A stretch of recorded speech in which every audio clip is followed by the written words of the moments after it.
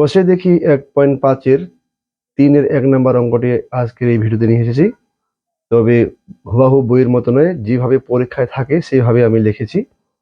তো অঙ্কটি পড়ে শোনাচ্ছি। দেখো, যে সমীকরণের বীজদ্বয় 4,2 সেই দ্বিঘাত সমীকরণটি লেখো। অথবা এইভাবে আসতে পারে, কোনো দ্বিঘাত সমীকরণের বীজ 4,2 হলে সমীকরণটি লেখো। এটি অবশ্য 2018 সালের মাধ্যমিক পরীক্ষায় এসেছে। তবে 4 আর 2 ছিল না, এখানে ছিল 2, -3 ছিল। তো সংখ্যাটা এফেক্ট নয়, এই লেখাটাকে মনে রাখতে হবে, তবেই এইরকম অঙ্কগুলি তোমাদের মনে থাকবে। লেখাটা মনে রাখতে লাগবে। কিভাবে আসতে পারে, আমি 2 রকমভাবে দিয়েছি। এইভাবেও আসলেও একইভাবে উত্তর হবে, এইভাবে আসতে পারে, এইভাবে আসতে পারে। তাহলে দেখো এবার উত্তরটা আমি কিভাবে করতেছি। তো বীজ দ্বয় দেওয়া আছে, মানে দুটি বীজ দেওয়া আছে, একটি হলো 4, একটি হলো 2। তাহলে আমরা ধরি আলফা ইকুয়াল টু 4 আর বিটা ইকুয়াল টু 2। দ্বিঘাত সমীকরণের দুটি বীজ হয়, একটাকে আমরা আলফা বলি যেটা এর মতো দেখতে, আর যেটা বি এর মতো দেখতে সেটাকে আমরা বিটা বলি, সেটা হচ্ছে 2। এবার তাহলে দ্বিঘাত সমীকরণটি দেখো।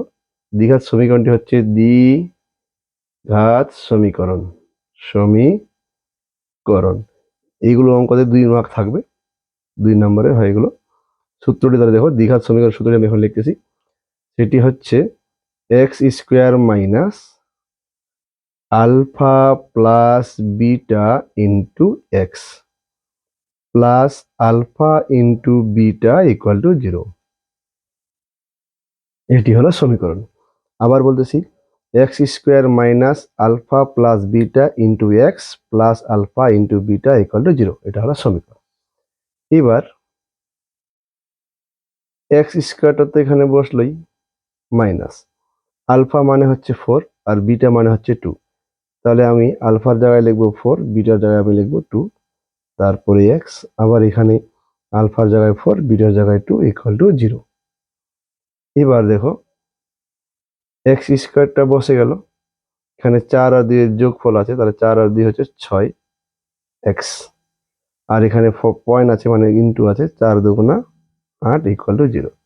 তাহলে যে সমীকরণের বীজদ্বয় 4:2, সেই সমীকরণটি হলো x² minus 6x plus 8 equal to 0। এই অঙ্কটাকে মিডিল টার্ন করলে উত্তর আমি পেয়ে যাবো x এর মান 4 আর x এর মান 2। তাই এই সমীকরণটি হলো এটা, এই হলো অ্যান্সার। তো কেমন লাগলো? যদি ভালো লেগে থাকে তো অবশ্যই অঙ্কটিকে লাইক করবে আর চ্যানেলটিকে সাবস্ক্রাইব করতে ভুলবেন না। আমার এই চ্যানেলটি মাধ্যমিক পরীক্ষার্থীদের জন্য বিশেষ গুরুত্বপূর্ণ। ধন্যবাদ।